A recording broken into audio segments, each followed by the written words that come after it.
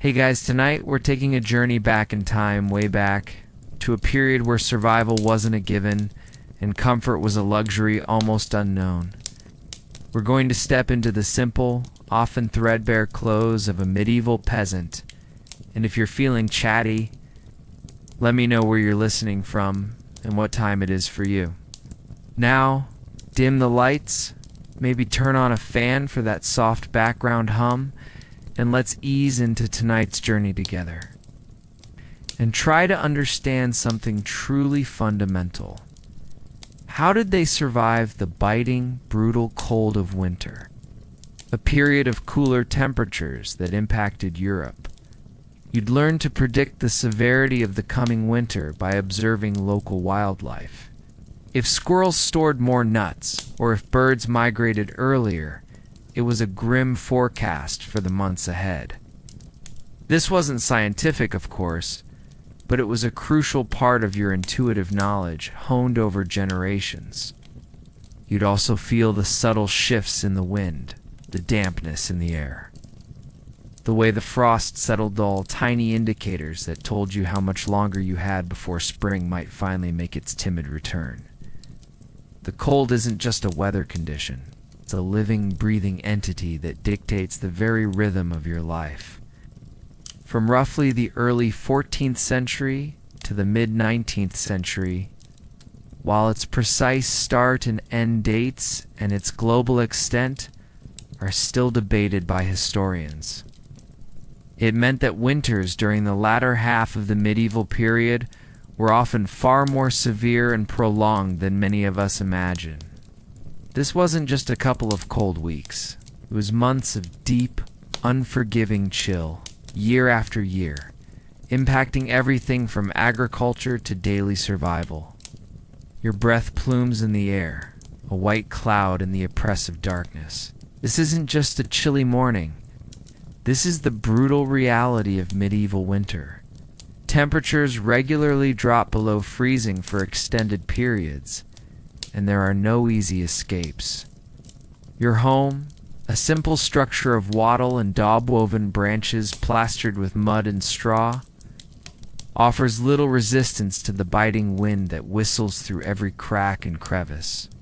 The thatched roof, while offering some insulation, is far from airtight, and the packed earth floor radiates a chilling dampness. Forget your central heating, your insulated homes, your cozy blankets, and warm drinks. Imagine a cold so deep it aches in your bones, a chill that permeates every aspect of your existence for months on end. You probably won't survive this if you're thinking like a modern person. So, before you get comfortable, take a moment to like the video and subscribe, but only if you genuinely enjoy what I do here. You wake before dawn, not to an alarm, but to the raw, piercing cold that seeps through the thin walls of your hut. Survival in these conditions is a daily, relentless struggle. Your body is constantly working to generate and conserve heat. You're shivering, not just occasionally, but often, as your body's natural defense mechanism tries to produce warmth through muscle contractions. Your hands and feet are perpetually cold, often numb, making even simple tasks feel agonizing. The threat of frostbite is real, a constant danger that can lead to debilitating injury or even loss of limbs, without any hope of modern medical intervention. If you learn to move constantly, even inside your small dwelling, just to keep the blood flowing. One mainstream historical fact about medieval winter is the concept of a little ice age. A quirky tidbit about coping with this extreme cold is the peasant's understanding of animal behavior. The biting cold you felt upon waking is a constant companion, but there's one thing that offers a fighting chance: the hearth in your hut. This isn't some fancy fireplace with a chimney. It's a simple, open fire pit in the center of your single-room dwelling. Someone, likely you, your spouse, or an older child, is constantly feeding it, coaxing reluctant embers back to life, adding small branches, then larger logs, then hands, even as the cold still nips at your back. Now food is cooked over it. Simple pottage is bubbling in a pot. Perhaps a piece of tough bread toasted on a stick. You don't have an endless supply of dry, seasoned wood. Every log, every branch has been collected, often laboriously, from the surrounding forests. You measure its use carefully, knowing that a single night of excessive warmth might mean colder days to come. The glow of the fire is also your only light after sunset. Imagine trying to mend clothes, repair tools, or simply talk with your family in the dim. Flickering light surrounded by dancing shadows. It's a far cry from flicking a light switch or adjusting your thermostat. Your world shrinks to the immediate warmth and light of that precious, smoky hearth, the beating heart of your cold existence. The smell of wood smoke permeates your clothes, your hair, everything you own. It's the scent of survival, a comforting smell in its own way, because it signifies warmth in an otherwise frigid world. The smoke, however, is an unavoidable consequence. Without a proper chimney, much of it simply drifts upwards, seeking the smoke hole in the roof. Meats and fish hung above the fire would be slowly smoked, extending their shelf life for the lean winter months. This accidental benefit helped stave off starvation when fresh food was scarce. So that constant cough might just be helping you survive in another unexpected way.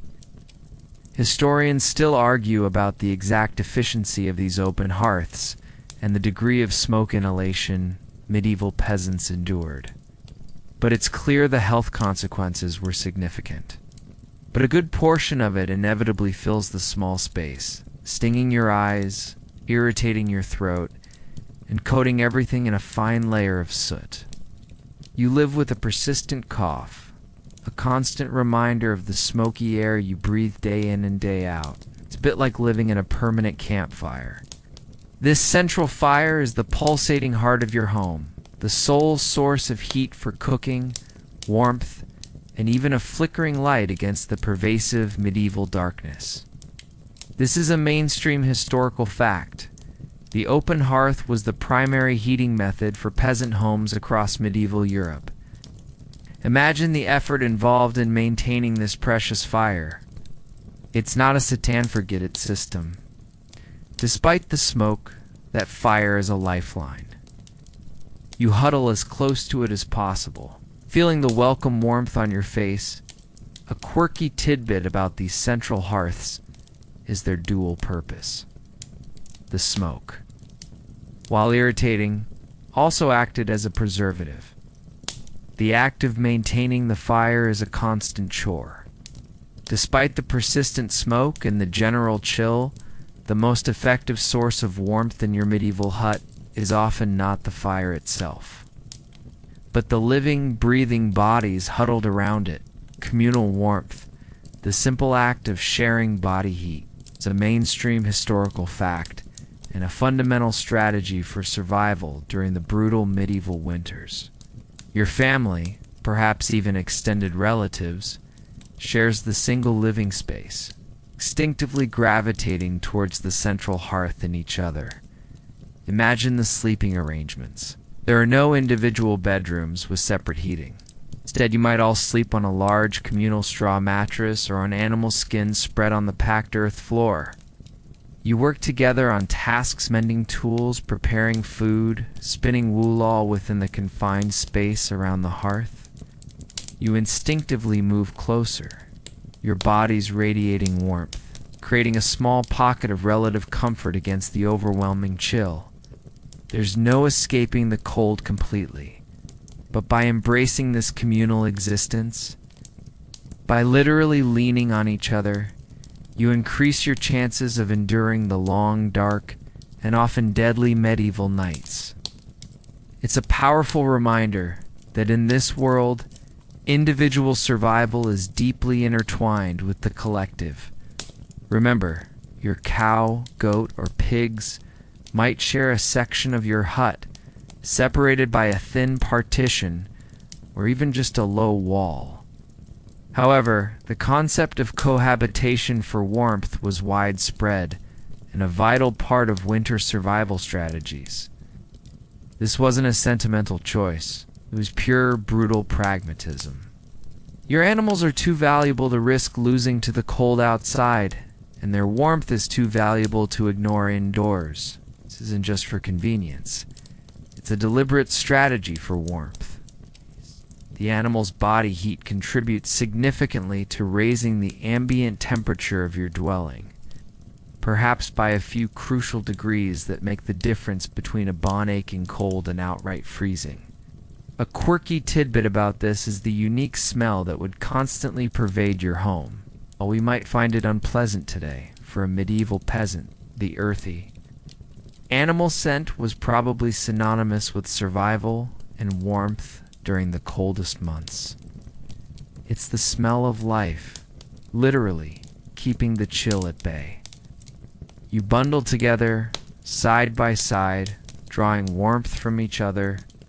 A child nestled between two adults, or a group of siblings pressed close, would feel the benefit of this shared heat more acutely. It's a primal, instinctive form of insulation, far more effective than any single blanket. This closeness isn't just about survival. It fosters a powerful sense of family unity and interdependence in the face of shared hardship. This practice also extends to your livestock. Historians still argue about the exact proportion of peasant homes that regularly housed livestock indoors, as it varied by region, wealth, and type of animal. Even during waking hours, you find ways to maximize shared warmth. As you huddle closer to your family, the warmth from their bodies a small comfort against the chill, your thoughts inevitably turn to your attire. Forget your soft thermal underwear or your plush fleece blankets. In medieval times, your clothes are your primary defense against the elements, and they are designed for durability and rudimentary insulation, not comfort. It's thick, heavy, and stiff, often woven so densely that it feels like a second skin. There's no hot running water, no soap as you know it, and the process of hand washing and drying these heavy woolens is incredibly laborious. The result? Your clothes are stiff with dirt, sweat, and perhaps the occasional stain from your livestock.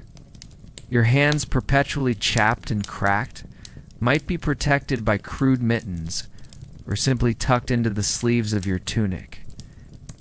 Every fiber, every stitch serves a purpose, keeping you from succumbing to the cold. There's no fashion, no trends, just the grim, practical necessity of staying warm. And as you feel the rough texture of your wool against your skin, you understand that comfort is a forgotten luxury. Survival is the only true measure of success. A quirky tidbit is that this very grime, while unpleasant, actually added to the insulating properties of the fabric. The trapped dirt and oils help to create a thicker barrier against the cold. So while you might wish for a good scrub, your unwashed state is paradoxically helping you survive. Linen, made from flax, is somewhat smoother, used for undergarments, but it still lacks the softness of modern fabrics. However, the reliance on local natural fibers and a layered approach to clothing for warmth is universally acknowledged. You mend your clothes constantly, patching holes, reinforcing weak seams, making sure every scrap of fabric is utilized. A torn garment isn't just an aesthetic issue. It's a breach in your defense against the freezing elements. You wear multiple layers, piling on tunics, simple trousers, and perhaps a cloak. To trap precious pockets of air close to your body, creating a rudimentary form of insulation, you probably don't have separate day clothes and night clothes. You simply wear what you have, often sleeping in the same garments you wore all day. Your wardrobe consists of a few essential layers of wool and linen, rough, unwashed, and constantly worn. This is a mainstream historical fact. These natural fibers were the primary materials available to peasants for clothing. Imagine the feeling of these garments against your skin. Wool, especially the coarse, unprocessed kind common to peasant clothing, is incredibly itchy. Washing your clothes is a rare event, perhaps only a few times a year, weather permitting. Historians still argue about the precise techniques of medieval textile production and how regional differences influenced clothing styles and materials for the average peasant. Your footwear, if you have any beyond simple foot wraps, would likely be rough leather turn shoes, offering minimal insulation from the perpetually cold and often muddy or frozen ground. Beyond the warmth of your family, another vital source of heat in your humble dwelling comes from your silent, often smelly companions, your livestock. It's a mainstream historical fact that many medieval peasant families shared their homes with their animals, particularly during the harsh winter months. This isn't out of affection, though a bond certainly forms. It's a brutal, practical strategy for survival. Offspring are labor in the spring, and it provides you and your family with a constant, albeit smelly, source of ambient heat. The pervasive smell of manure and damp straw is a constant presence, something you simply grow accustomed to. Their movements, their breathing, their very warmth are a constant reminder that you are not alone in your struggle against the cold. They are not just your source of food or labor. They are quite literally part of your survival strategy, a living, breathing component of your crude but effective heating system. And as you drift off to sleep, perhaps to the soft sounds of a chewing cow, you understand that every living thing in your hut is a part of the collective effort to simply make it through another brutal medieval night. Flies, even in winter, might be an issue, though less so than in warmer months. And hygiene, already a struggle, becomes even more complex with animal waste to contend with. Historians still argue about the precise health implications of such close cohabitation, debating the increased risk of certain zoonotic diseases against the undeniable benefit of warmth during extreme cold. A quirky tidbit about this practice is the concept of byre dwelling, where the human living quarters were directly adjacent to, or even above, the animal stalls. This architectural design wasn't just common, it was an ingenious, if primitive, form of passive heating, harnessing the natural warmth of the animals. Certainly wouldn't have called it geothermal or sustainable architecture, but it was exactly that, in its own rough and ready way. Imagine the subtle sounds and smells that fill your hut. The lowing of a cow, the grunting of pigs, the occasional bleat of a goat. These are the comforting sounds of life, signifying a precious source of warmth. Your animals might be housed in a partitioned section of the single room, or simply on the other side of a low wall, separated from your sleeping area, but close enough for their body heat to radiate into your living space. A single cow can generate a surprising amount of warmth, perhaps raising the temperature inside your hut by a few crucial degrees, making the difference between a bone-aching night and outright freezing. It's like having a very large, very slow living furnace. This cohabitation offers a dual benefit. It protects your valuable animals from the elements, ensuring they survive the winter, to provide milk, of course. Living with animals comes with its own set of challenges. Despite the drawbacks, the presence of your livestock is a palpable comfort. As the cold presses in from every side, the very ground beneath you feels like it's radiating chill. Your solution to this fundamental problem is simple, pragmatic, and essential. Your bedding. mattresses filled with springs, memory foam, or even soft cotton. You might have a few rough woolen blankets, perhaps made from the very sheep you tend. If you're lucky, or if a family member has some skill with hunting, you might have animal skins, sheepskins, deerskins, or perhaps even a bear or wolf hide if you were incredibly fortunate. Every time you shift, the straw rustles, a reminder of your simple, Spartan existence. There are no heated blankets, no down comforters, no plush pillows. Your bedding is a testament to basic survival, a clever use of whatever natural materials are at hand. Designed to keep the life-giving warmth within your body from bleeding away into the unforgiving medieval night. And as you lie there, feeling the slight chill from below, you appreciate every rustle of straw, every rough wool fiber, for its silent contribution to your continued existence. These are invaluable for trapping body heat. You pull them tightly around yourself, cocooning as much as possible to create a small pocket of warmth that your body struggles to maintain throughout the long, dark hours. A quirky tidbit is that these animal skins were rarely processed to be soft and luxurious like modern furs.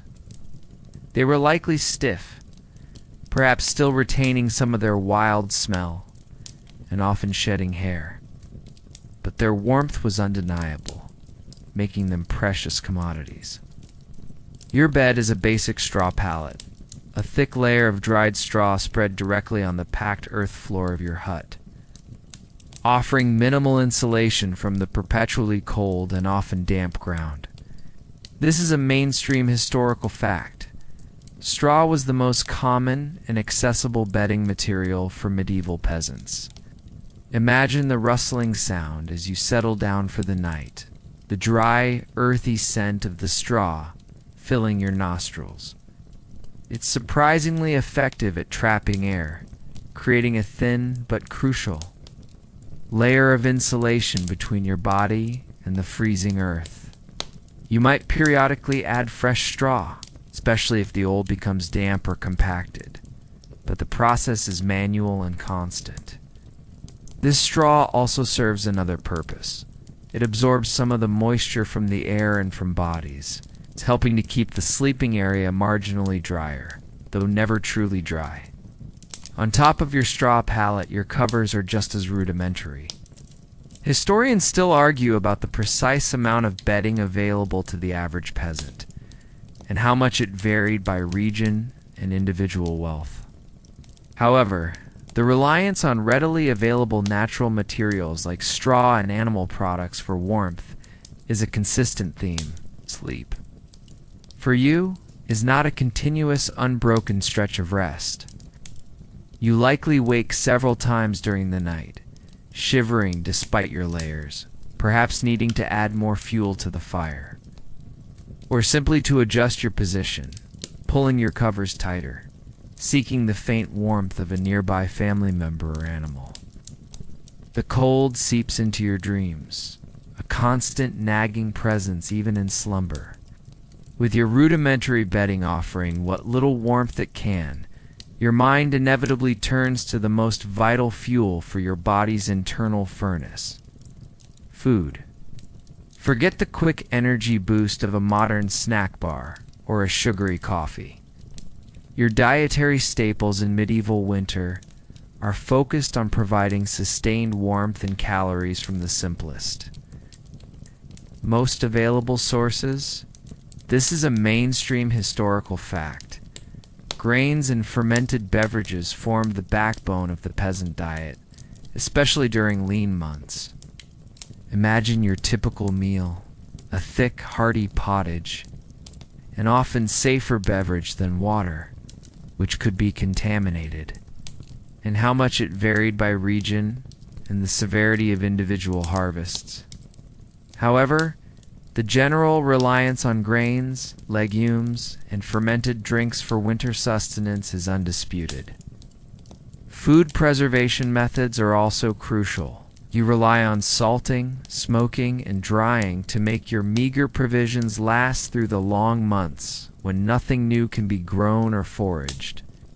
Every scrap is precious, every calorie vital. The taste of your pottage might be monotonous, but its warmth and sustaining power are a constant.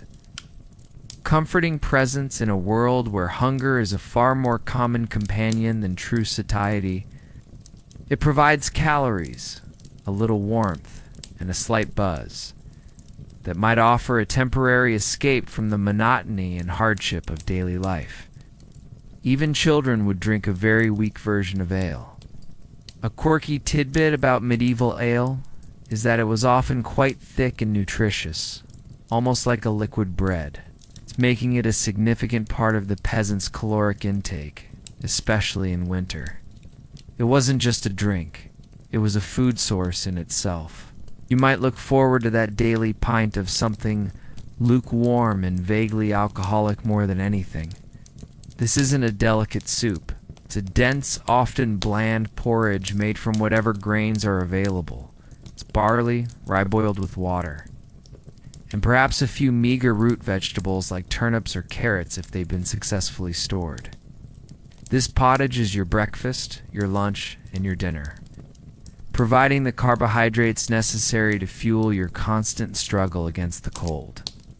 It's warm, it's filling, and it's relatively easy to digest, crucial for conserving precious energy. Meat is a rare luxury, perhaps seen only on feast days or after a successful hunt. If you're lucky enough to have access to hunting grounds, most of your protein comes from legumes like peas and beans, carefully dried and stored from the autumn harvest. These humble ingredients, though lacking in variety, are calorie-dense and provide the sustained energy your body needs to shiver, to work, and to simply stay alive. You wouldn't be thinking about micronutrients. You'd be thinking about calories, pure and simple. And then there's ale. Forget water fountains or bottled water. Ale, or a weaker form of beer, is a common. Historians still argue about the precise caloric intake and nutritional completeness of the medieval peasant diet. With your belly slightly warmed by the pottage and ale, your thoughts invariably shift to the relentless demand of your hearth. Fuel. This isn't like placing an order for firewood online. For you, the medieval peasant, firewood foraging is a continuous, arduous, and often perilous quest. The ground is often frozen solid or covered in a layer of icy snow, making every step treacherous. You might trudge for miles through the leafless, stark forest, searching for fallen branches, deadwood, or small trees that you're permitted to cut. Your tools are rudimentary. A crude axe, perhaps a saw if you're lucky, and a strong back. Or simply slipping on ice and breaking a bone far from help. Any injury, as you well know, could be devastating, rendering you unable to work and thus unable to eat or provide for your family. So, as you drag a heavy log back to your hut, your muscles screaming in protest, you understand that every flicker of warmth from your hearth is a direct result of your relentless labor, a testament to the sheer physical effort required just to survive another day in the unforgiving medieval winter. This relentless pursuit of warmth is a defining feature of your cold existence. Every piece of wood you find must be lugged back to your hut, often carried on your shoulders or dragged across the frozen ground. This isn't a leisurely walk in the park. It's a strenuous workout in sub-zero temperatures. This is a mainstream historical fact. Peasants typically had customary rights to gather deadwood from the lord's forests, but it was a demanding chore that consumed significant time and energy. Imagine yourself bundling up in your layers of rough wool, stepping out into the biting winter air. The constant need for fuel means that even in the darkest, coldest days, you can't rest entirely. The fire must be fed, or the cold will quickly reclaim your hut. While you have customary rights, so do other villagers, and in lean years, accessible dead wood might become scarce. This could lead to subtle tensions or even outright disputes over the best foraging spots. It's a constant battle against both nature and the quiet rivalry of your neighbors, all driven by the same urgent need for warmth. Historians still argue about the true ecological impact of medieval peasant foraging on European forests and how extensive these rights actually were across different manors.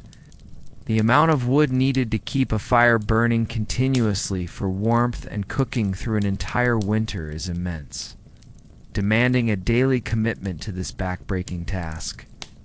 Your hands, already chapped and cracked from the cold, become even more raw and blistered from handling rough wood.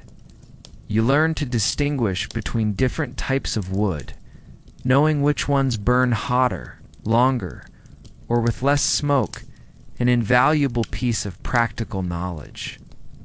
A quirky tidbit about this foraging is the unspoken competition. The danger of foraging isn't just physical exhaustion. You face the risk of getting lost in unfamiliar parts of the forest, of encountering dangerous wild animals like wolves. As the precious firewood crackles and pops in your hearth, sending welcome tendrils of warmth through your hut, the smoke inevitably rises. In your world, there's no expertly designed chimney flute channeling it cleanly outside. It's an imperfect vent, a compromise between keeping the heat in and letting the noxious fumes out. Make it too large, and too much precious heat escapes, turning your meager warmth into an instant chill. This created a darkened, almost perpetually grimy interior, but it also offered a subtle benefit. It's the price you pay for warmth, a constant reminder that survival in your world means accepting discomfort. Even mild suffering is an inevitable part of keeping the deep cold at bay. Every day is a negotiation with the elements, and the smoky air is simply one more challenge you endure in your quest to survive another medieval winter night. The soot helped to seal small gaps, providing a tiny bit of extra insulation, and also acted as a very basic preservative against insects and rot for the wooden elements of the structure. A minor upside to an otherwise unpleasant daily reality. Make it too small, and the smoke becomes unbearable, choking you and your family.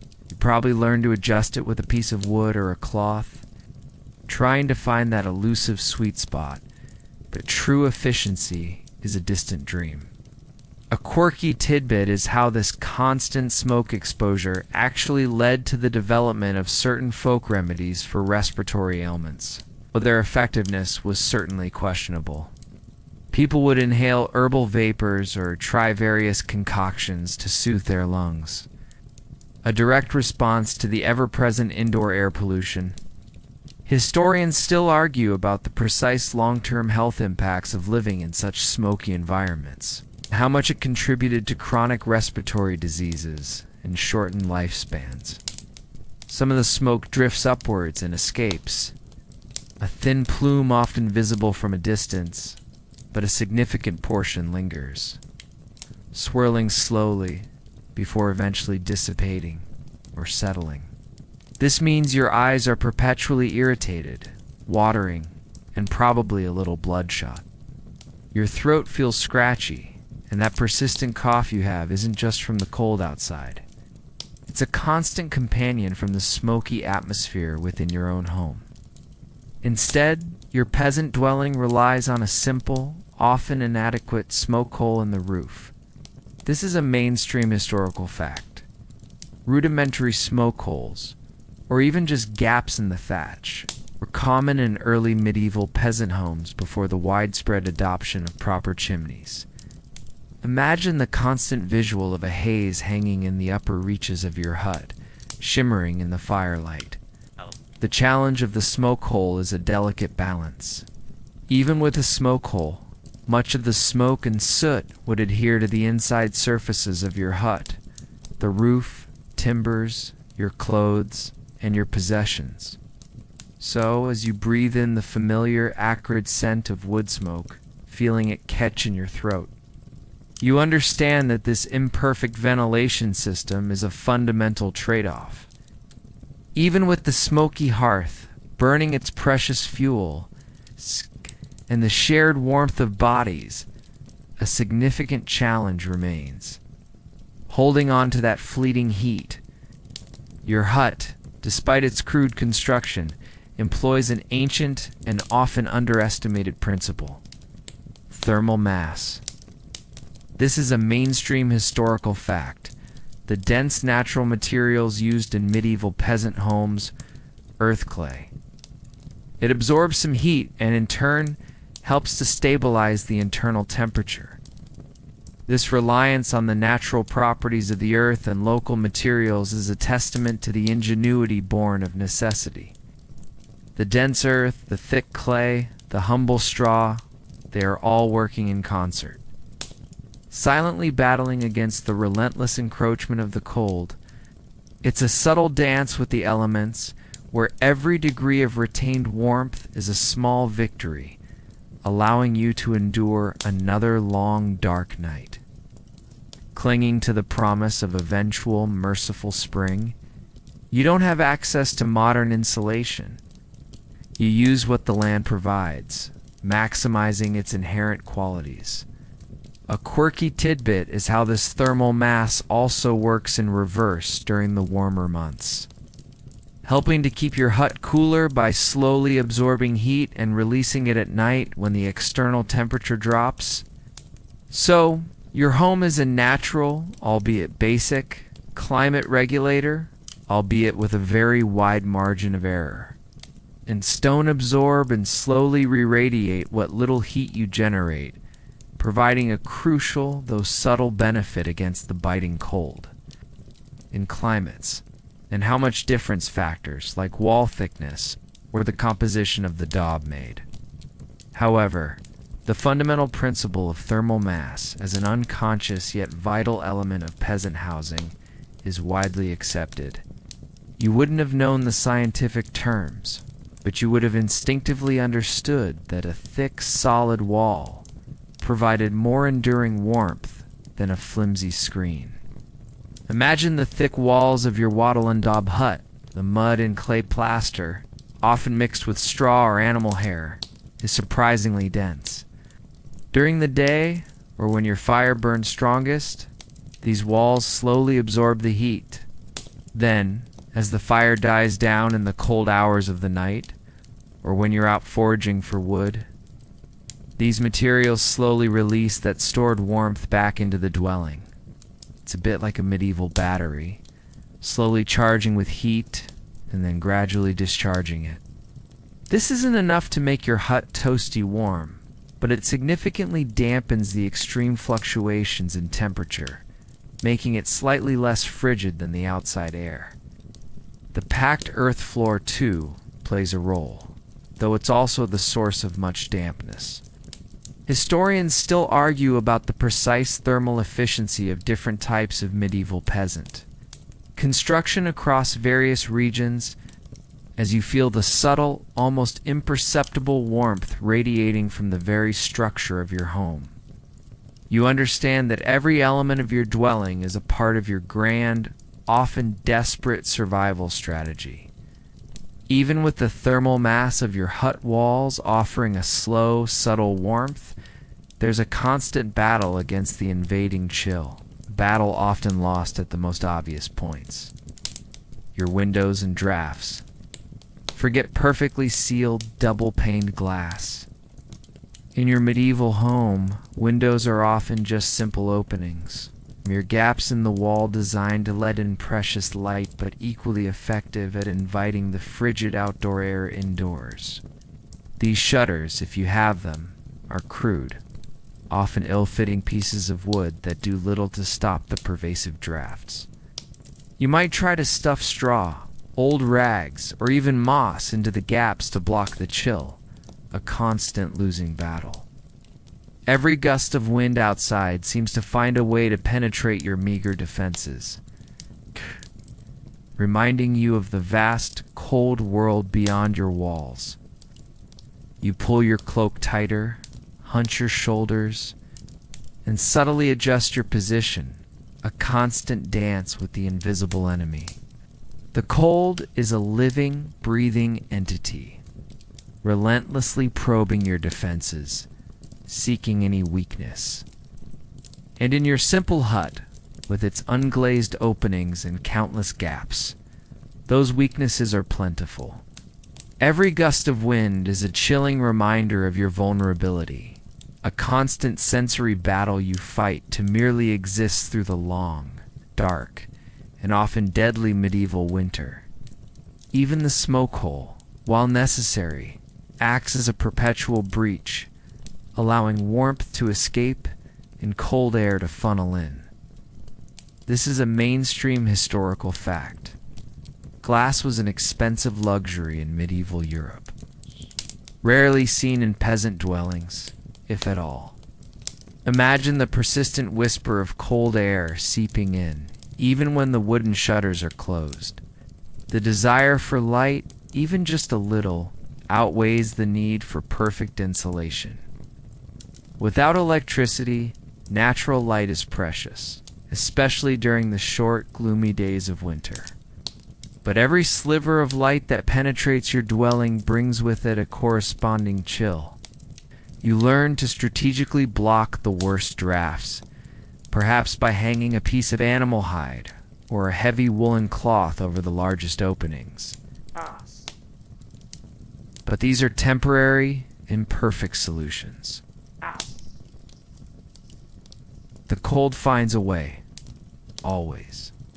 A quirky tidbit about these medieval windows is that for those who could afford a very slight upgrade, small pieces of animal horn, thin parchment, or oiled cloth might be used to cover openings. These materials were somewhat translucent, allowing a little more light to filter in than solid wood, while still offering a modicum of protection against the elements. Imagine the ghostly, diffused light they would create, transforming the harsh winter glare into a soft, ethereal glow within your dim hut. Historians still argue about the precise prevalence of such materials in peasant homes.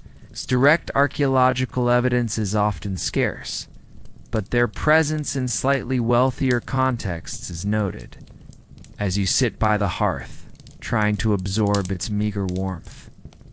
You constantly shift to avoid the insidious drafts that creep along the floor or descend from above. Even if you manage to keep the biting cold somewhat at bay within your rudimentary hut, the relentless chill of medieval winter brings with it another, far more insidious threat. Winter ailments.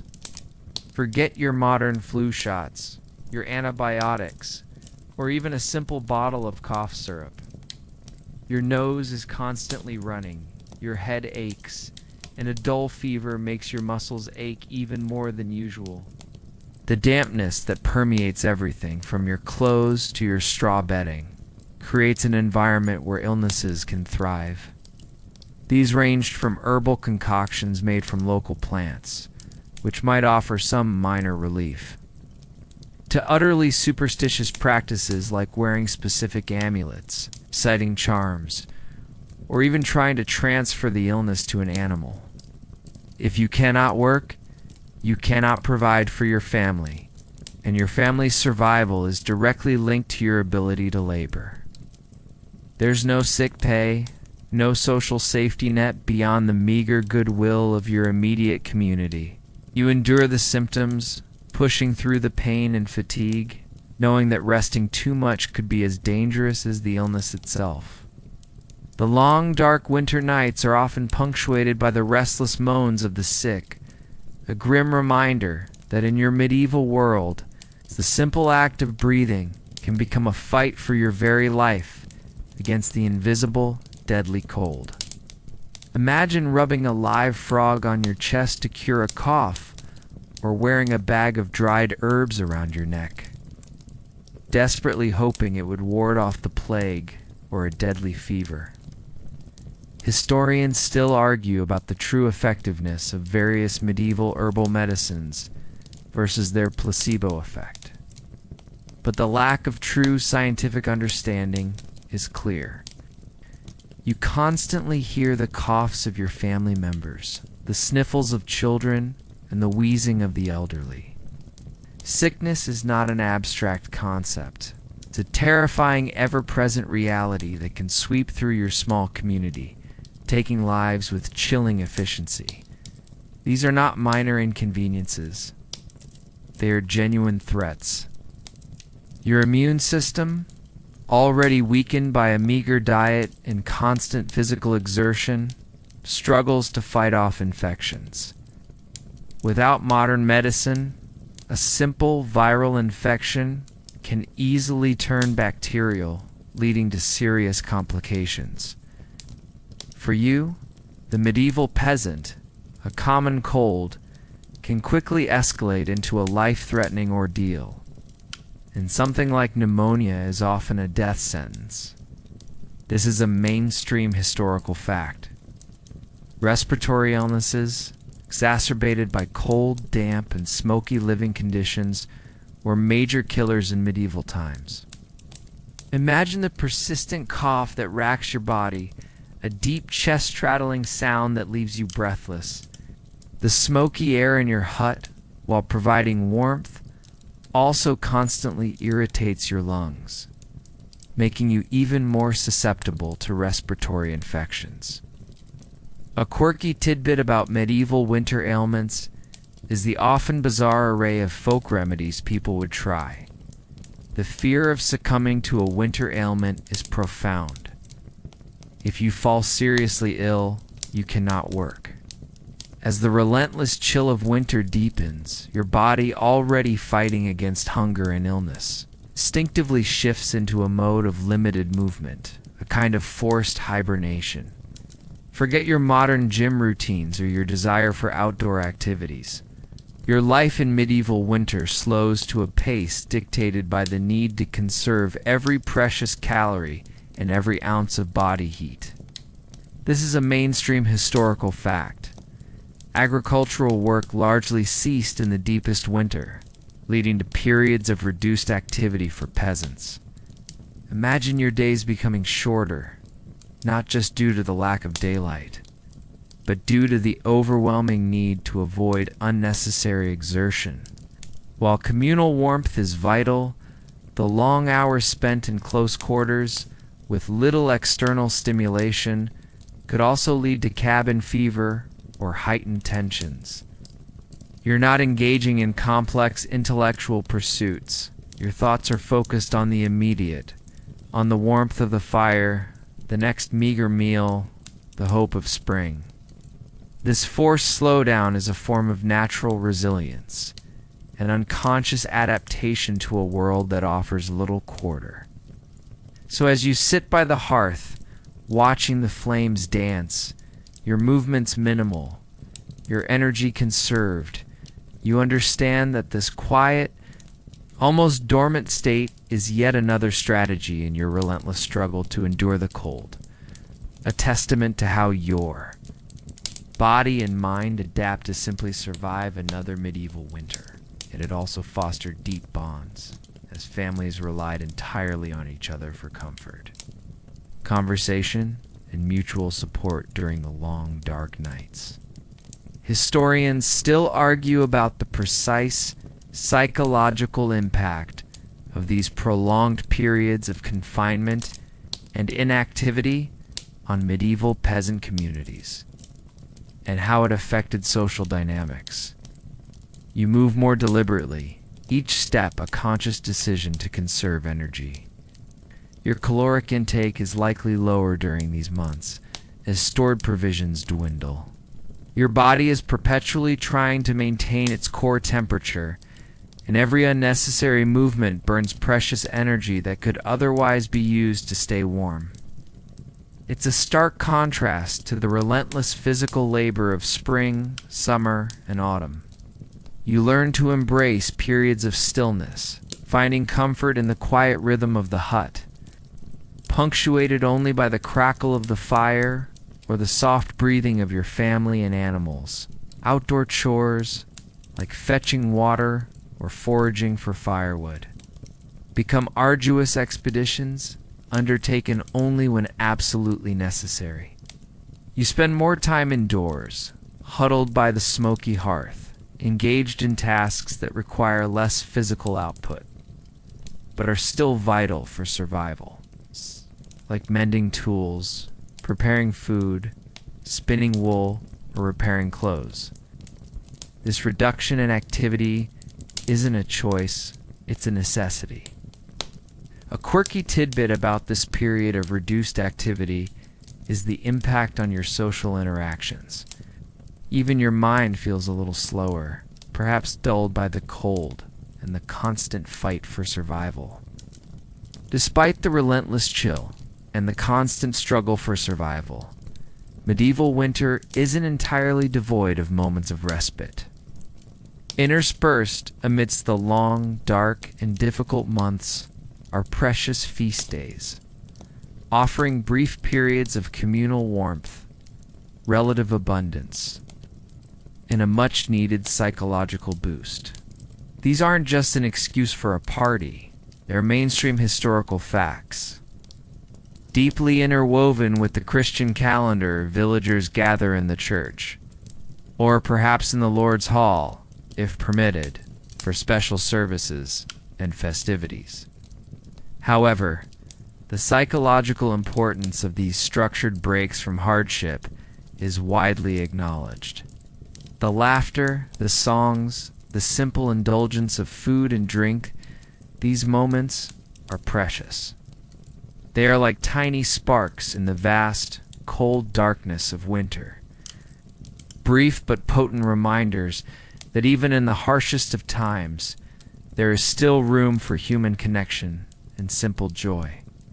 You cling to these memories, for they will sustain you through the countless cold, monotonous days until the true promise of spring finally arrives.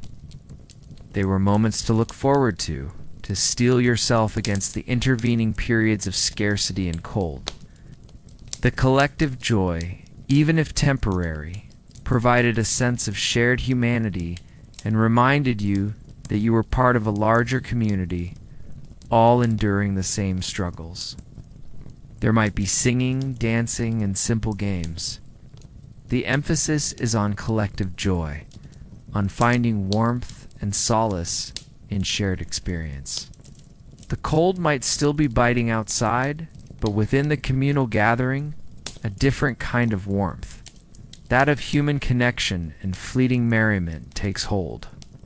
A quirky tidbit is the tradition of mumming or guising during some winter festivals, where villagers would dress in disguises and go from house to house, performing short plays or songs in exchange for food or drink.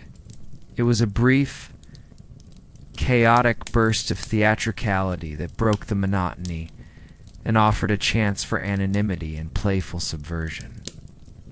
And agricultural cycles providing vital punctuation marks in an otherwise monotonous existence. Imagine the anticipation building as a significant feast day approaches, perhaps Christmas, the Epiphany, or Candlemas. These are moments when the strictures of daily life loosen slightly. Your Lord might offer a larger portion of meat or ale, or there might be special provisions from the church. It's a rare chance to eat more and better than usual. The pottage might be richer, perhaps with some actual meat boiled in it, and the ale would flow more freely. These infrequent bursts of better nutrition are also crucial for your overall health, helping to bolster your body against the cold and disease. Beyond the food, these feast days are about community and celebration. Historians still argue about the precise extent of peasant participation in lordly feasts and the degree of material relief these days offered. As you join your neighbors, perhaps raising a crude cup of ale, the flickering firelight reflecting in your eyes, you feel a brief lightness of spirit. Even with the brief cheer of a feast day, the overwhelming reality of medieval winter means you must constantly find ways to generate and conserve heat. Beyond the individual efforts within your hut, communal labor becomes another vital strategy for warmth and survival. This isn't just about efficiency. It's a mainstream historical fact that shared work often provided a critical source of physical heat during the coldest months, fostering a necessary interdependence within the village. His tasks, while arduous, are also strategic for winter survival. A cleared path means easier access to the well or the forest for firewood. A repaired barn might offer better shelter for animals. The combined body heat of the working group creates a small, radiating warmth that is far greater than what any individual could generate alone. There's a satisfaction in the shared effort, a knowledge that you are contributing to the collective survival of your village. This communal warmth, born from necessity and forged through shared labor, is a silent but powerful weapon against the relentless, encroaching cold, a daily reminder that survival in your world is a deeply collective endeavor. Every swing of an axe, every heave of a rope, contributes not just to the task at hand, but to the collective body heat of the group. Imagine a group of villagers, including yourself, bundled in thick woolens, hacking at a frozen patch of ground to prepare it for spring, or hauling heavy timbers for a repair on the mill.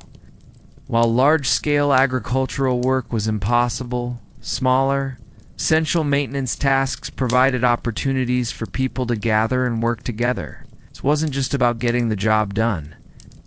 It was a clever way to keep people active, warm, and engaged during a season that could otherwise lead to severe isolation and depression. Imagine the subtle competition, the desire to prove your strength and endurance, pushing you to work harder, generating more heat in the process. Historians still argue about the precise balance between individual and communal labor during the medieval winter, and how much it varied between different manor systems. The physical exertion itself generates warmth, sending blood coursing through your veins. Your muscles ache, but the internal heat it produces is a welcome sensation against the external chill. You work in unison, your breaths pluming in the frigid air. The rhythm of shared effort, a powerful, almost meditative force. There's a subtle camaraderie in the shared hardship, a bond forged in the sweat and shivers of communal toil. This collective effort often extends to tasks that benefit the entire community, such as repairing paths, clearing snow from crucial access routes, or maintaining communal buildings like the church or the Lord's barn. A quirky tidbit is the concept of winter work parties. As you join your neighbors, your hands stinging from the cold, but your core warming from the effort, you feel the direct, tangible benefit of this shared struggle. Having just endured a period of communal labor, your clothes, already rough and stiff, now feel even heavier with sweat and absorbed dampness from the exertion and the cold. This brings us back to a core reality of medieval peasant life, particularly in winter. Clothing care is practically non-existent. The fabric becomes dense with dirt, oils from your skin, and the general dust and soot from your smoky hut. You'd heat water over your hearth, often using a large pot, which consumes precious fuel. However, the general consensus is that it was a far less frequent and thorough process than in modern times. You understand that this state of perpetual uncleanliness is not a choice, but a critical aspect of your winter survival.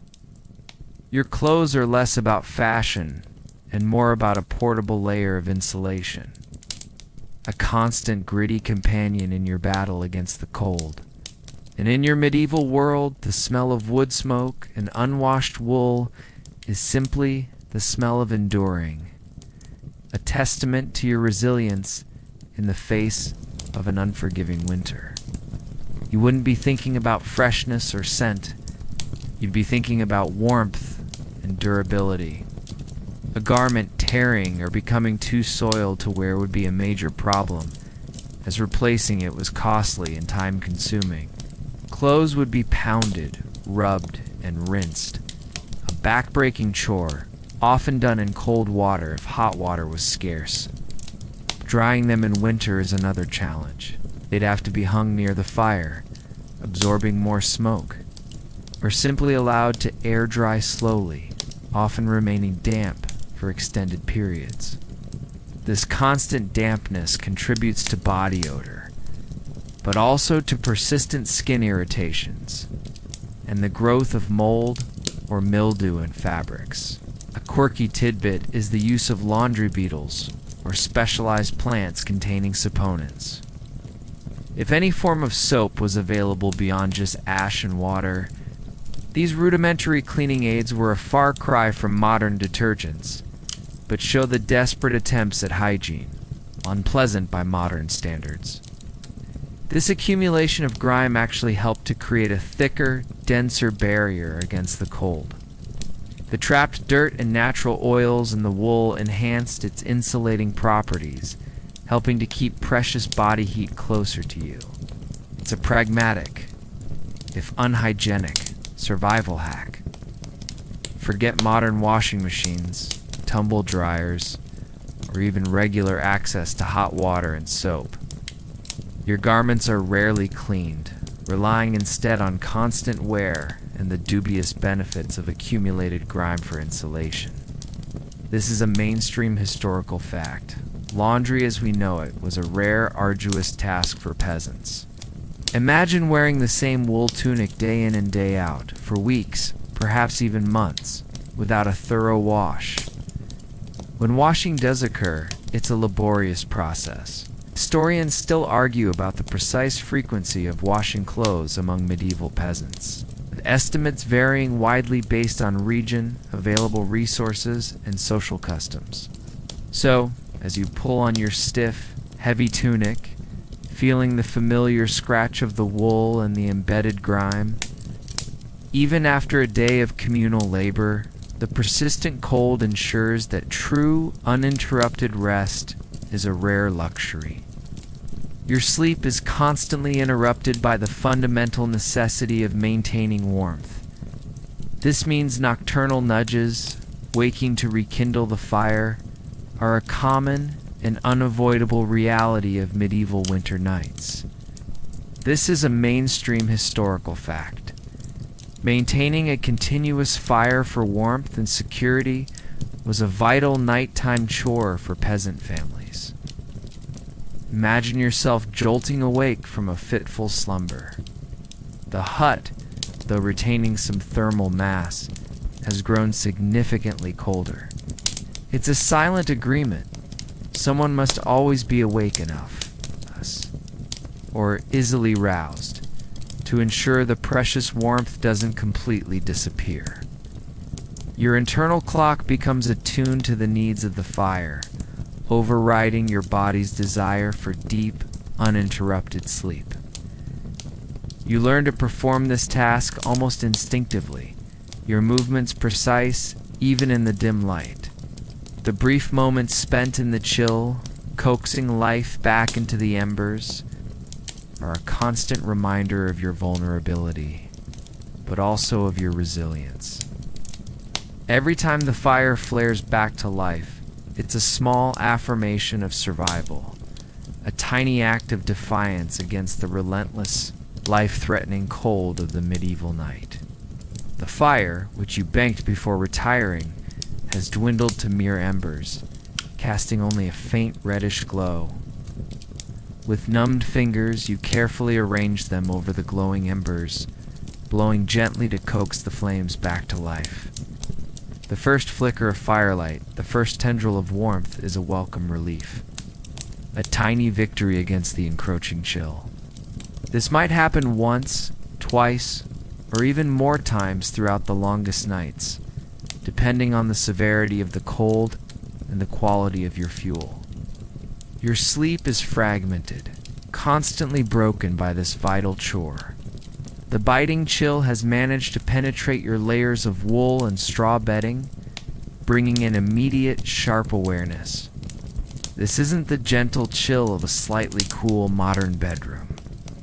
It's a deep, pervasive cold that threatens to steal your hard-won body heat. You rouse yourself, perhaps with a grunt, and fumble in the near darkness for the kindling and small branches you've set aside. A quirky tidbit about rekindling fires is the importance of fire-making tools. While we might imagine simple flint and steel, some peasants might have used a fire drill, or carefully preserved embers from the previous day, often buried in ash to avoid the arduous task of starting a new fire from scratch.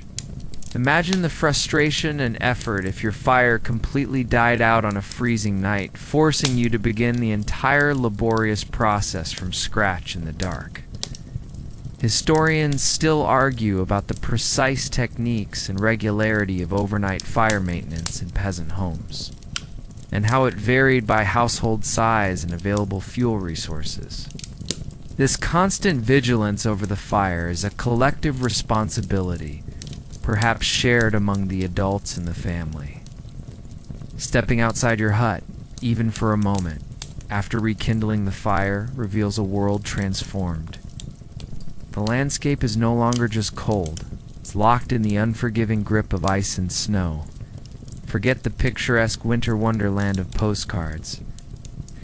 For you, the medieval peasant, this frozen environment presents daily perils and challenges that make every outdoor task a precarious endeavor.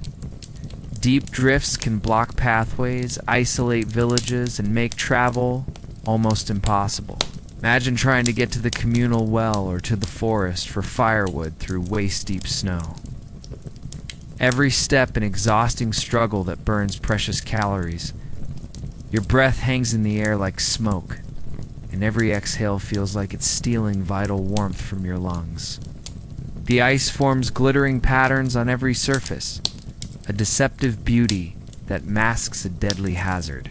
You learn to read the subtle signs of changing weather, the way the clouds gather, the shift in the wind's direction, hoping for a thaw, or at least no more fresh snowfall. As you trudge through the frozen landscape, your body aching with the cold, you understand that this beautiful, deadly environment is not something to admire, but a constant, formidable opponent in your daily struggle for survival. Your life is dictated by the frozen earth, and your existence is a testament to resilience against its unyielding grip. Animals might struggle to find forage, making hunting even more difficult. The familiar landscape is alien, silent under its heavy white blanket, and eerily still. This is a mainstream historical fact. Medieval winters, especially during the Little Ice Age, brought prolonged periods of heavy snow and deep freezes.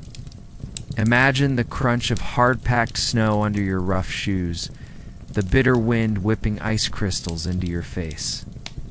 Every surface is slick with ice, turning familiar paths into treacherous slides. The ground is frozen solid, making any attempt at digging or even just walking across a field incredibly difficult. These simple wooden frames or planks, designed to distribute weight over a larger area, would have been vital for traversing deep snow, allowing access to resources that would otherwise be out of reach. Imagine the skill required to navigate treacherous, uneven terrain on such primitive equipment. Historians still argue about the precise prevalence and design of such winter mobility aids across different regions of medieval Europe. The trees stand stark and skeletal, coated in a crystalline glaze. The air bites at any exposed skin, quickly turning it numb and white. You navigate this frozen world with extreme caution, knowing that a simple slip could mean a broken bone, an injury that could very well lead to your demise without any modern medical care. The snow, while beautiful, also becomes a formidable barrier. A quirky tidbit about living in such conditions is the use of rudimentary snowshoes, or skis, in some northern regions.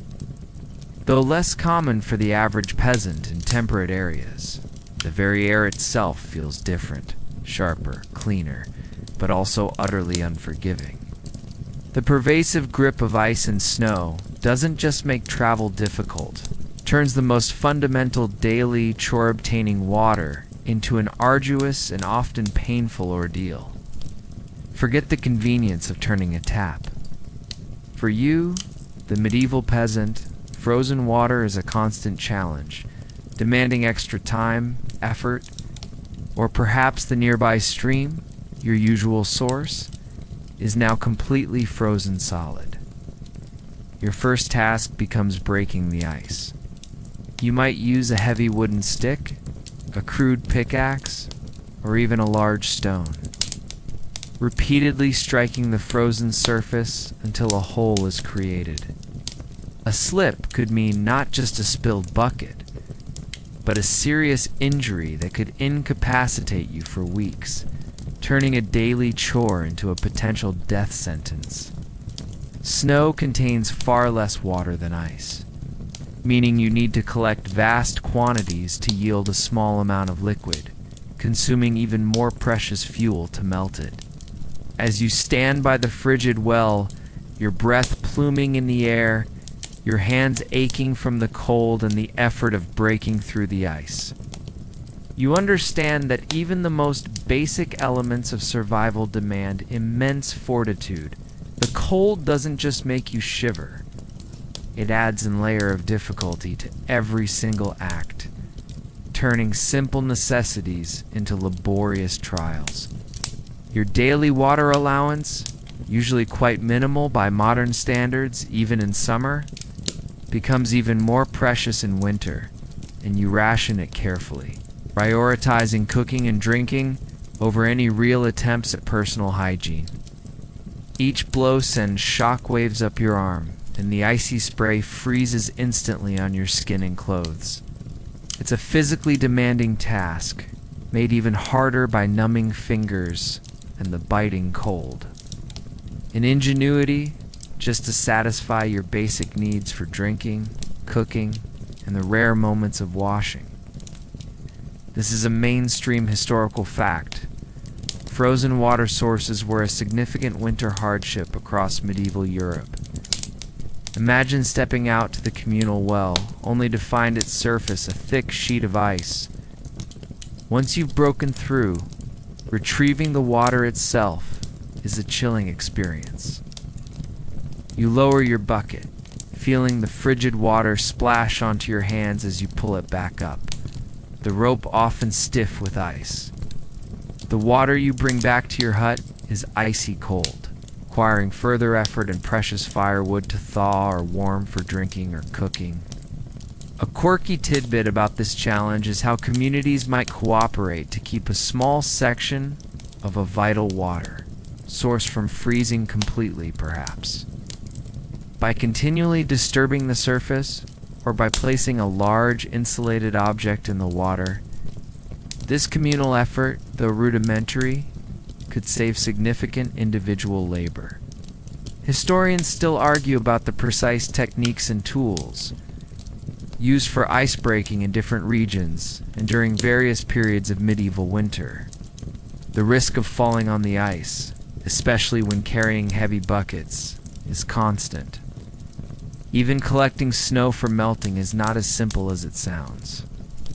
Beyond the constant physical struggle against the cold and the arduous nature of daily chores, winter brings another, perhaps even more terrifying, threat: the risk of starvation. Forget the overflowing grocery stores of today. Your medieval world operates on a razor-thin margin: the preserved vegetables. Perhaps some dried beans or root crops buried in sand grow scarcer. Meat, already a rarity, becomes almost impossible to acquire unless you've managed to salt or smoke a significant amount, which few peasants could truly afford. We're constantly calculating, rationing every portion, making sure your family gets just enough to survive, but rarely enough to feel truly full. You worry about your children, about the elderly, about those in your community who might be even worse off than you. Stories of past famines, of entire villages succumbing to hunger and disease, are not just tales. They are chilling historical precedents. Every day you wake, you assess the remaining stores, hoping that a miracle, or at least an early spring, will arrive before your family faces true starvation. This relentless battle against hunger is a defining feature of your medieval winter, a constant reminder of how precarious life truly is. Every meal is a balance between sustenance and stretching your limited provisions. And the harsh demands of winter push you closer to the brink of famine with every passing freezing day. Hunting, if permitted, becomes more difficult as animals seek shelter or hibernate. Fishing, as you recall from your attempts to break ice, is a chilling and often unproductive endeavor. You become acutely aware of every calorie consumed, every scrap wasted. The pangs of hunger are a constant companion, more intense than in warmer months, as your body desperately tries to find fuel to generate heat. This is a mainstream historical fact. The winter months were the most dangerous for food scarcity, often leading to periods known as the hungry gap. These weren't nutritious or pleasant, but edible if nothing else was available. This could include wild roots, bark, or even the seeds of plants normally considered weeds. Imagine boiling tree bark or gnawing on a leathery strip of dried, unidentifiable root, purely for the sake of putting anything in your empty stomach. Historians still argue about the precise extent of malnutrition and famine in various medieval regions, and how often these famine foods became a necessity for the general populace. Imagine the dwindling supply in your meager storage. The grains harvested in autumn, carefully dried and stored, are steadily consumed. The cold itself contributes to this scarcity. The frozen ground makes foraging impossible. A quirky tidbit about this scarcity is the reliance on famine foods in truly desperate times. The psychological toll of this constant scarcity is immense. You live with an underlying anxiety, a fear that your provisions simply won't last until the spring thaw. As the gnawing pangs of hunger become a familiar sensation, your deepest worries turn to the most vulnerable members of your family, the children. Forget the robust health and plentiful nutrition enjoyed by most children today. In medieval winter, your offspring face extreme risks. Their small bodies ill-equipped to withstand the relentless cold, scarcity, and disease. A child's cough sounds more fragile, their shivers more pronounced. Their smaller bodies have less fat to insulate them, and they lose heat more rapidly. Their immune systems are less developed, making them more susceptible to the winter ailments, the fevers, coughs, and diarrheas that easily prove fatal without modern medicine. You tell them stories by the fire, sing lullabies to soothe their restless bodies, and dream of the spring of warmer days when they might play freely and grow stronger. Every day they survive is a small miracle, a testament to their fragile resilience and your unwavering devotion. As you feel the small, cold hand nestled in yours, you understand that your deepest fear is not for yourself, But for the tiny lives that depend entirely on your strength and perseverance in the face of an unforgiving medieval winter, the slightest chill can quickly escalate into a serious illness. And the scarcity of food means their growing bodies are constantly undernourished, leaving them even weaker. This is a mainstream historical fact. Infant and child mortality rates were staggeringly high in medieval Europe, with winter being a particularly dangerous season. And ensure they get the largest share of the meager food, even if it means you go hungrier. Every sniffle, every muted cry, sends a spike of fear through you. You are constantly monitoring their breathing, checking their temperature with the back of your hand, desperately trying to shield them from the invisible threats that surround them. Quirky tidbit about children's survival is the common practice of swaddling infants tightly in strips of cloth. It's not just for comfort, but for crucial insulation and to restrict movement, thus conserving their tiny body heat.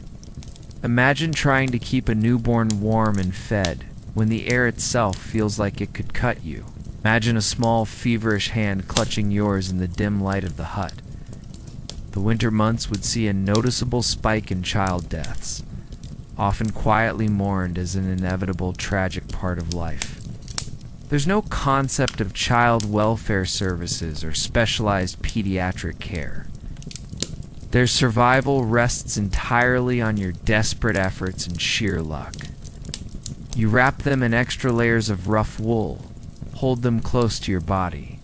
Historians still argue about the precise causes and regional variations of medieval child mortality, though a combination of poor sanitation, inadequate nutrition, and a lack of medical knowledge are universally cited.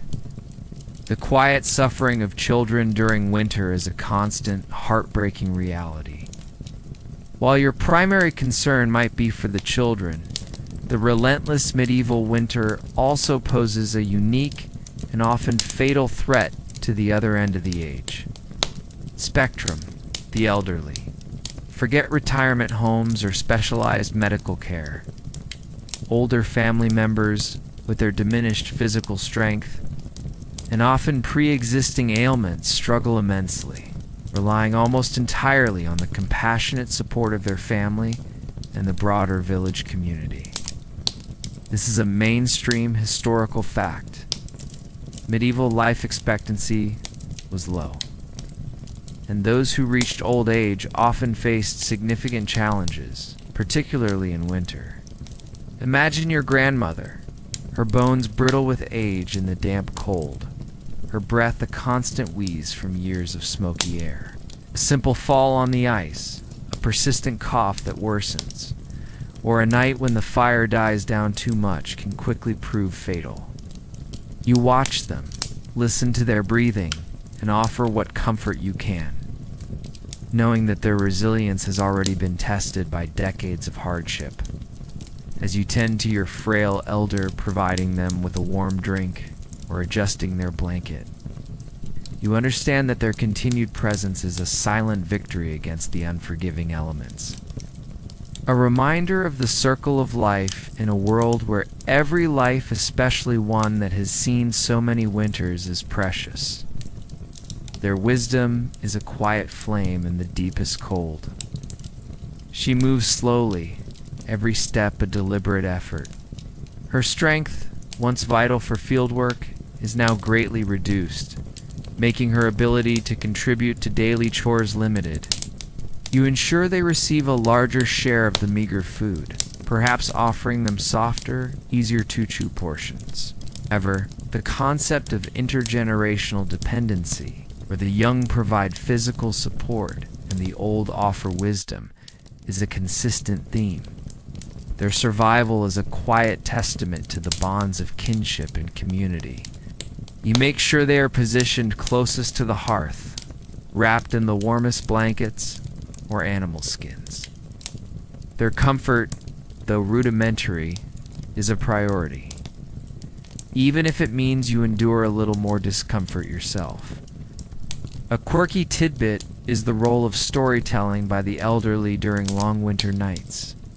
While not a direct source of warmth, their memories and tales of past harvests, of village lore, of family history provided crucial entertainment and a sense of continuity, a valuable and tangible asset in a dark, uncertain world.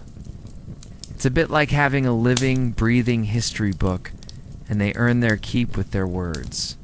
Her senses might be dimming, her memory perhaps faltering, yet she holds a different kind of value, that of accumulated wisdom, knowledge of remedies, and the deep oral traditions of your family and village. Providing for the elderly during winter is an act of profound family duty and communal solidarity. Historians still argue about the precise social status and care afforded to the elderly in medieval peasant society, noting variations based on family structure, local customs, and economic conditions. The fear for the elderly is constant. As the long, dark medieval nights stretch on, punctuated by the crackle of the fire and the subtle sounds of your family, another vital aspect of winter survival emerges: winter storytelling. Forget screens or printed books. For you, the medieval peasant, the oral tradition is paramount, filling the long, cold evenings with narratives that offer entertainment, education, and a crucial connection to your past and community. This is a mainstream historical fact. Storytelling was a primary form of entertainment and knowledge transfer in pre-literate societies. In a world without artificial light, where the darkness outside is truly absolute, these shared narratives push back against the encroaching gloom and the anxieties of winter. You might be shivering, your stomach might be empty, but for a brief period, you are fully immersed in the warmth of shared narrative. This is your literature, your cinema, your escape. The glowing embers in the hearth dance in time with the tale, casting shifting shadows that bring the words to life. This quiet, ancient ritual of storytelling is a vital part of your medieval winter survival, feeding not just your mind but your spirit, connecting you to your past and fortifying you for the uncertain future. They offer a temporary escape from the cold, hunger, and monotonous routine, transporting you to different worlds, sparking your imagination, and fostering a sense of shared human connection. The act of listening, wrapped in still, creates a powerful communal bond. Imagine gathering closely around the flickering light of the hearth, your breath pluming faintly in the cooler air away from the fire. The elder, perhaps your frail grandmother we just discussed, or a respected villager, begins to speak. This oral history, passed down from generation to generation, is your only link to the past, shaping your identity and reinforcing your sense of belonging. A quirky tidbit about medieval storytelling is the prevalence of animal fables and trickster tales, which often provided a safe way to subtly critique authority or discuss social injustices without direct confrontation. Imagine listening to a tale about a cunning fox outwitting a proud lion, finding a moment of quiet amusement in the subtle parallels to your own life under the Lord. Historians still argue about the precise balance between religious narratives, epic poetry, and local folklore and peasant storytelling traditions across different regions. Their voice, low and rhythmic, fills the quiet space, weaving tales of heroic knights and mischievous fairies, of saints performing miracles, or of cunning animals in the nearby forest. These aren't just idle tales. They are often imbued with moral lessons, practical advice, or explanations for natural phenomena that otherwise baffle. These stories also serve as your history lessons. You learn about your ancestors, about past events in your village, about the customs and traditions that define your community. Beyond entertainment and education, storytelling provides a crucial psychological comfort. As the storyteller's voice rises and falls, your mind wanders, picturing the characters and events. In the face of the overwhelming cold, the gnawing hunger, and the constant threat of illness, your medieval life is deeply intertwined with religious rituals. Forget casual Sunday services. For you, the peasant, seeking divine warmth and intervention is a fundamental aspect of enduring the brutal winter months. The air inside is barely warmer than outside, but the collective presence of your community, the flickering candlelight on the altar, Advent and Lent, periods of fasting and penitence often fall during the coldest, leanest months, requiring even greater discipline and faith.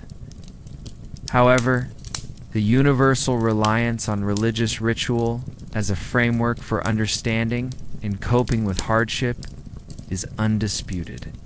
The shared prayers, the solemn hymns, the sense of community and worship all provide a powerful psychological balm against the isolation and despair that winter can bring.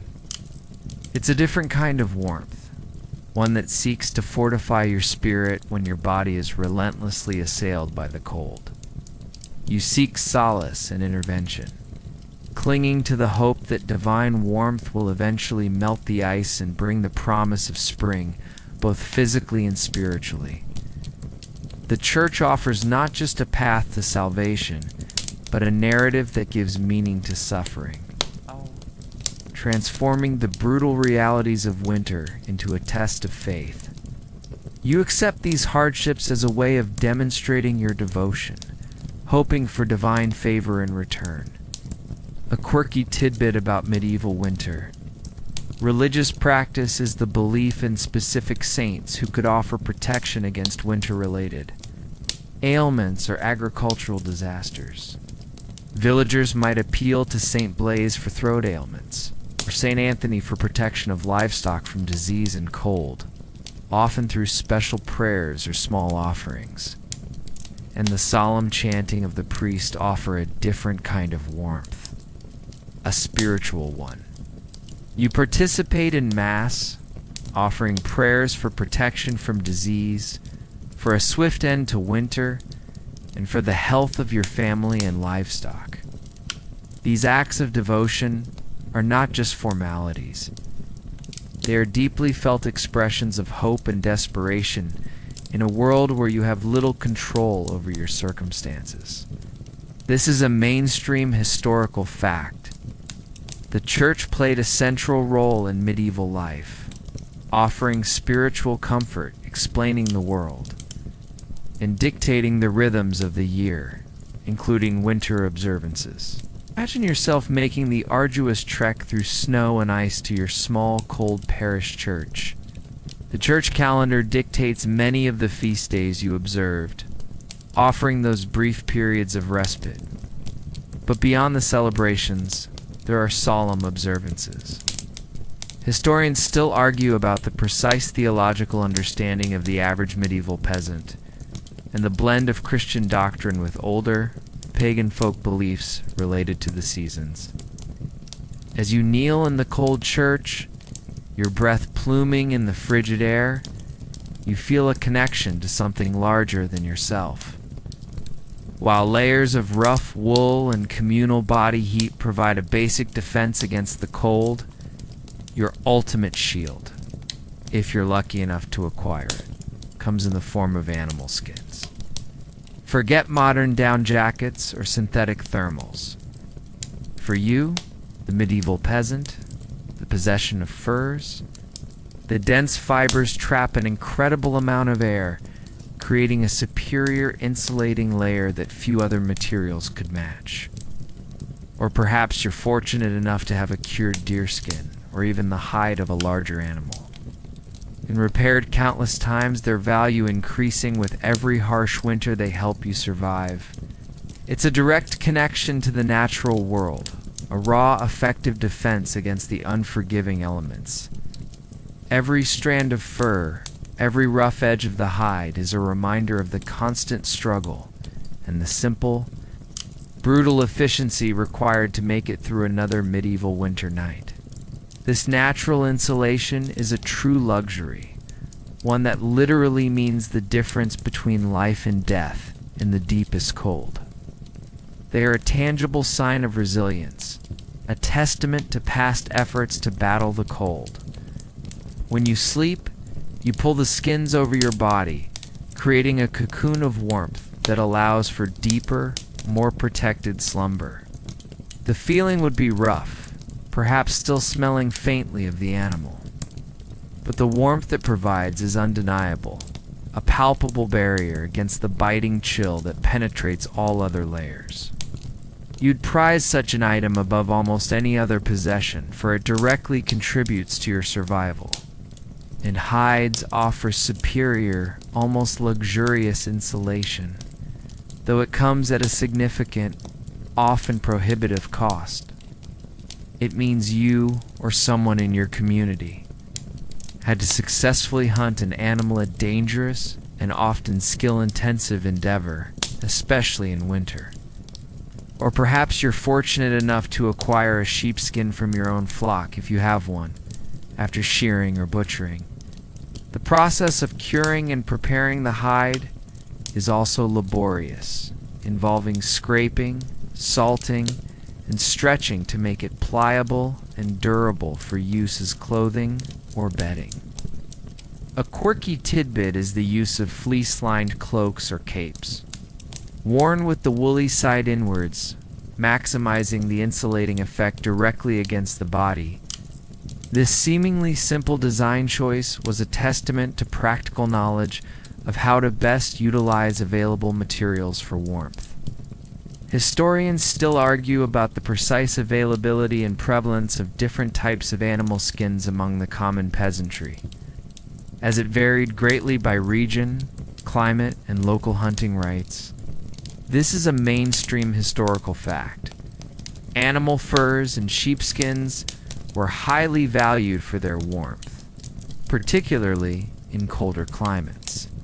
Imagine wrapping yourself in a thick, shaggy sheepskin, its woolly side pressed against your body. Acquiring these skins is no easy feat. You can't just buy them at a store. These animal skins are more than just clothing. They're often a family heirloom, passed down through generations, patched as you feel the heavy. Almost primal warmth of the animal skin against your skin, you understand its immense value. Even with the layers of wool, the warmth of the hearth, and perhaps a treasured animal skin, winter brings a terrifying, invisible adversary. Mysterious winter afflictions. Forget precise diagnoses and targeted treatments. You live in a world where sudden, often fatal, diseases can sweep through your community, leaving confusion and despair in their wake. The illness progresses with terrifying speed, often leading to death within hours or a day. This is the sweating sickness, a particularly frightening and enigmatic disease that plagued parts of Europe during the late medieval and early modern periods. You live with an ever-present sense of vulnerability, knowing that life is fragile and can be extinguished without warning. You understand that survival in medieval winter is not just about battling the elements and hunger. It's about navigating a terrifying, invisible landscape of disease. You do what you can, you pray, you gather traditional herbs, you huddle for warmth. But ultimately, you are at the mercy of forces you cannot comprehend or control. This constant threat of sudden death adds another layer of grim reality to your already challenging existence. The community rallies to care for the sick, often at great personal risk, driven by compassion and the desperate hope of averting further tragedy. But the fear is palpable, a cold dread that settles deeper than the winter chill. Its cause was unknown, its onset sudden, and its fatality rate horrifyingly high. You live in constant fear of it, knowing that anyone, regardless of age or apparent health, could be its next victim. This is a mainstream historical fact. Medieval populations were vulnerable to various epidemics, and specific sweating sicknesses were particularly feared. Other winter ailments, like severe influenza or typhus, could also decimate populations, especially in overcrowded, unsanitary conditions. The lack of understanding about contagion means that people often unknowingly spread the illness further, intensifying its reach. A quirky tidbit about these mysterious diseases is the reliance on superstitious explanations and desperate, often ineffective remedies. People might attribute the illness to divine wrath, witchcraft, or malevolent spirits.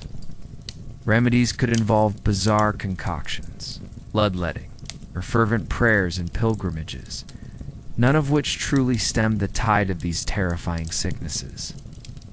Historians still argue about the precise etiological agents of diseases like sweating sickness, with various theories ranging from viral infections to new forms of hantavirus, highlighting the enduring mystery surrounding these past scourges. Imagine a neighbor, perfectly healthy one day, suddenly struck down by an intense fever, profuse sweating, and rapid exhaustion. This isn't just about a common cold worsening. These are often acute, severe conditions that baffled the limited medical knowledge of the time. The psychological impact of such sudden, inexplicable deaths is immense. As another cough echoes from a neighbor's hut, or a hushed whisper of a new fatality reaches your ears, in the face of the overwhelming challenges presented by medieval winter, the cold, hunger, disease, and laborious chores, individual survival is often insufficient. Instead, you instinctively rely on village cooperation, a profound system of mutual aid that forms the vital link in your survival. Forget rugged individualism. For you, the medieval peasant, collective support for shared burdens and resources is a mainstream historical fact. The very bedrock of your community's resilience. Imagine a neighbor's cow falling ill or a family's firewood supply running critically low due to sickness. In your modern world, you might call a veterinarian or a delivery service. In a world where you face constant threats from nature, knowing that you are not alone, that your community will rally around you in times of need, provides a crucial sense of security. The long, dark nights of winter, the constant struggle against the cold and hunger, are made bearable by the warmth of human solidarity.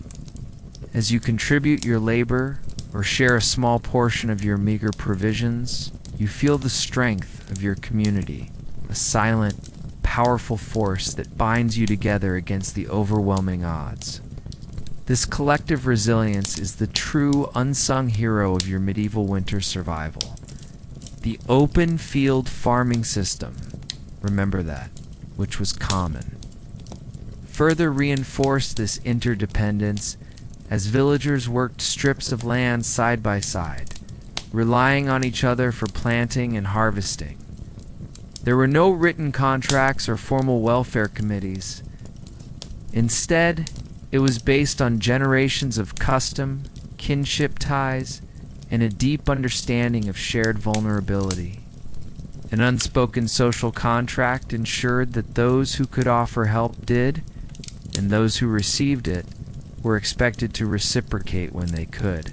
Imagine the subtle social pressure, the knowing glances that ensured everyone pulled their weight or contributed what they could. Historians still argue about the precise mechanisms and varying degrees of formal versus formal mutual aid in different medieval communities, and how this network coped with widespread disasters like famine or plague. The very structure of your life fosters a spirit of reciprocal support.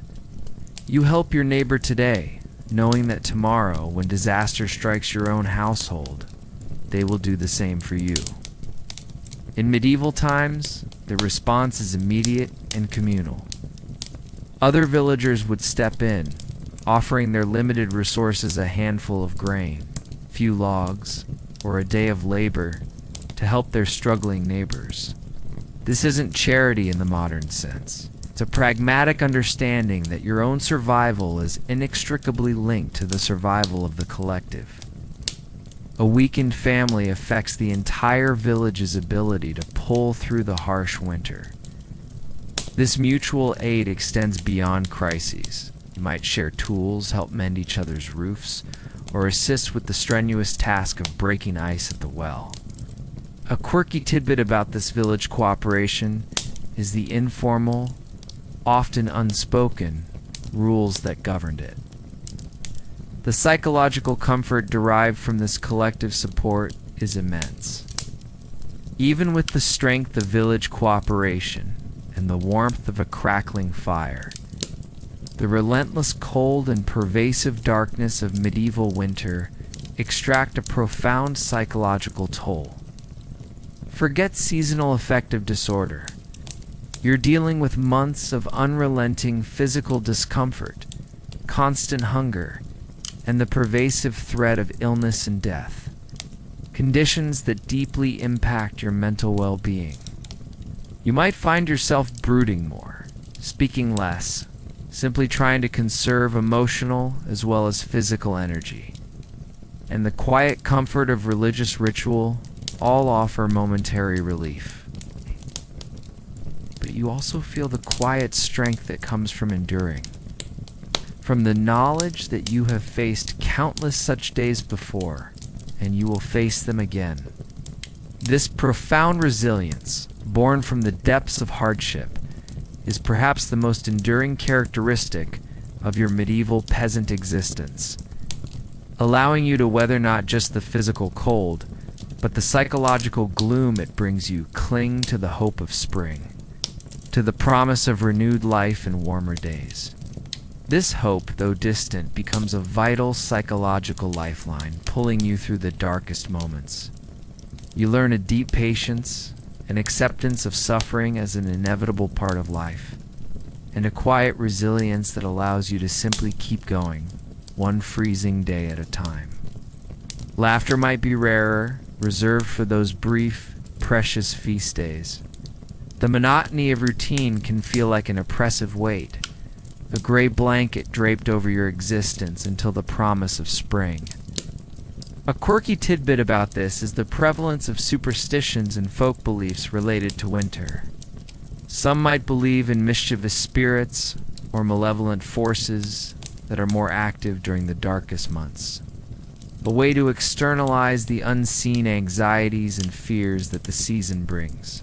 Imagine fearing not just the cold, but the unseen winter spirits that might steal your warmth or bring bad luck. Historians still argue about the extent to which medieval populations experience clinical depression or other mental health conditions. Given the limitations of historical documentation and vastly different societal contexts, however, the emotional strain of their daily struggle is clear. This is a mainstream historical fact.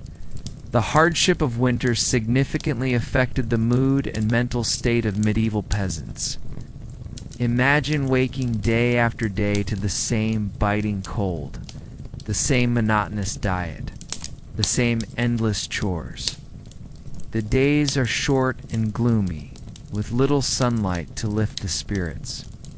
The landscape outside is stark and uninviting, frozen solid, limiting your movements and social interactions. This prolonged exposure to hardship, combined with chronic fatigue and malnutrition, can lead to a deep-seated weariness, a sense of resignation that permeates every aspect of your life. There's no concept of mental health support, simply endure. The fear of starvation, illness, or losing a loved one to the cold is a constant gnawing anxiety beneath the surface.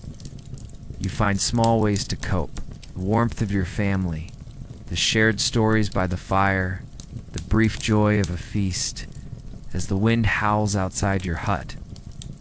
Rattling the wooden shutters, you feel the weight of winter pressing in, not just on your body, but on your spirit. Despite the overwhelming psychological toll and the constant struggle, one force keeps you going through the long, dark, and frigid months. Spring's promise. Forget the casual anticipation of warmer weather. For you, the medieval peasant, the distant hope of the slow, thaw is not just a seasonal change, a slight softening of the ground beneath your feet. The first tentative appearance of a green shoot barely visible against the brown earth. These might involve bonfires, dances, or specific chants, a blend of pagan traditions and Christian observances. The first glimpse of an active bird, a promise of new life. It's not a sudden burst of joy, but a quiet, steady warmth that begins to grow within you, mirroring the slow thaw outside. This enduring hope, a stubborn refusal to succumb to despair, is as vital to your survival as food or fire, guiding you through the depths of winter towards the eventual, merciful embrace of spring. Each small sign of warming is a profound validation of your endurance, a reassurance that your suffering has not been in vain. This deep-seated hope is not naive. It's a necessary psychological mechanism for survival. It allows you to push through another day of hunger, another night of cold, knowing that change is coming, however slowly. Imagine performing a ritual dance in the freezing air, desperately willing the sun to return, believing that your collective efforts could influence the very seasons. Historians still argue about the precise origins and interplay of these various folk customs with formal religious practices, but their universal purpose was to welcome and encourage the life-giving warmth of spring. These aren't just observations, they're profoundly hopeful omens, whispered about and cherished by every member of your community. Every little sign reinforces the belief that the relentless cold will eventually, mercifully, recede. It's a vital, deeply held belief, a beacon of light that sustains you through the bleakest moments. This is a mainstream historical fact. The coming of spring was universally celebrated and eagerly awaited as a period of renewed life, sustenance, and relief from hardship. Imagine clinging to the subtle signs, a day where the sun feels just a tiny bit stronger, even if the air remains cold. Your conversations around the fire often turn to the spring. What crops will you plant? Will the animals recover their strength? Will the sickness finally abate? These discussions aren't just practical planning. They're acts of faith, a collective visualization of a better, warmer future. You hold on to the mental image of green fields, flowing water, and the warmth of the sun on your skin, using it as a shield against the pervasive gloom of the present. A quirky tidbit about this fervent hope is the various folk rituals and celebrations performed in late winter or early spring, designed to hasten the thaw and encourage the return of fertility. The emotional impact of these subtle shifts is immense. A cold rain, rather than snow, might feel like a blessing. As you look out from your hut, scanning the still frozen landscape, you feel that flicker of anticipation. As the first faint hints of spring begin to paint the landscape, you understand that winter is not simply a season that passes, but an inherent, inescapable part of your existence. Your life as a medieval peasant is defined by these seasonal cycles. A relentless rhythm where the cold's return is as inevitable as the summer's warmth. Forget the modern world's attempts to flatten seasons with climate control. You live in complete harmony, or perhaps more accurately, in complete submission to nature's unyielding patterns. This is a mainstream historical fact. Agricultural societies were entirely dependent on and dictated by the cycle of the seasons. Imagine the deep ingrained knowledge passed down through generations. This doesn't breed despair, but a grounded acceptance. You understand that life is a continuous loop of challenges and respite, of sowing and reaping, of enduring the cold to enjoy the warmth. Your existence is a testament to this profound connection with the Earth's natural pulse. The medieval winter, with all its terrors and hardships, has not just been survived, it has shaped you, hardening your spirit and teaching you the deepest lessons of resilience. You are a living embodiment of survival, forever tied to the relentless, beautiful, and unforgiving rhythm of the seasons. You know precisely when to sow, when to harvest, and when to prepare for the long, lean months of winter. Your very body has become a calendar, aching with the coming of cold, rejoicing with the warmth. You wouldn't just celebrate Christmas, you'd have specific celebrations for the harvest, for the winter solstice, and for the arrival of spring. These weren't just religious observances.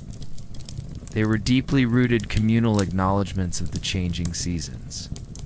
Rituals that reinforced your connection to the land and its rhythms. Imagine singing ancient songs to bless the fields, or dancing around a fire to welcome the sun's return, knowing these acts were part of a timeless cycle. Historians still argue about the precise origins and influences of these various pagan and Christian seasonal traditions, and how they melded into a coherent worldview for the medieval peasant. You understand that the brutal cold you just survived isn't an anomaly, but a fundamental challenge that will return year after year. There's no complaining about it, no wishing it away. There's only preparation and endurance. This cyclical understanding shapes your entire worldview. Life is about ebb and flow, about periods of scarcity followed by periods of abundance, about constant effort and necessary rest. The hardship of winter makes the eventual warmth of spring all the more precious, teaching you to appreciate every ray of sun, every tender green shoot.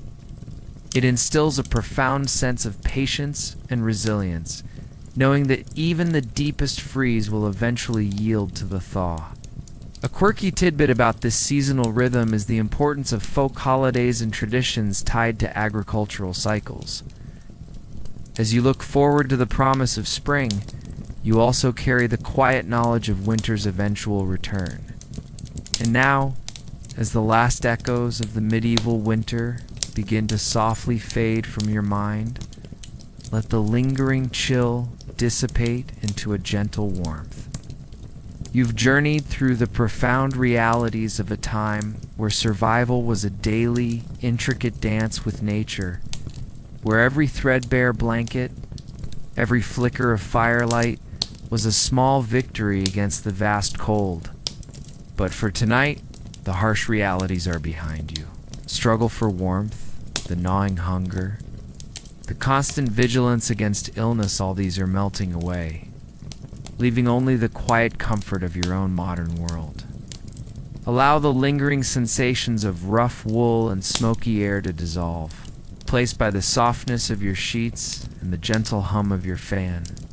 The distant sounds of a medieval village, the creak of a hut, the lowing of animals, are fading into a profound stillness. The history we've explored tonight, with its raw depiction of human resilience, serves only to highlight the simple, profound comforts that now surround you. Drift further and further, letting your thoughts become as light as feathers, floating on a calm, still breeze. All is well, all is quiet, and let these moments carry you gently into the deepest, sweetest slumber. You are secure, well-fed, and truly wonderfully warm. The worries of a peasant facing the longest nights are not yours to carry into slumber. Let your breathing deepen, each inhale a soft drawing in of peace, each exhale a gentle release of any remaining tension.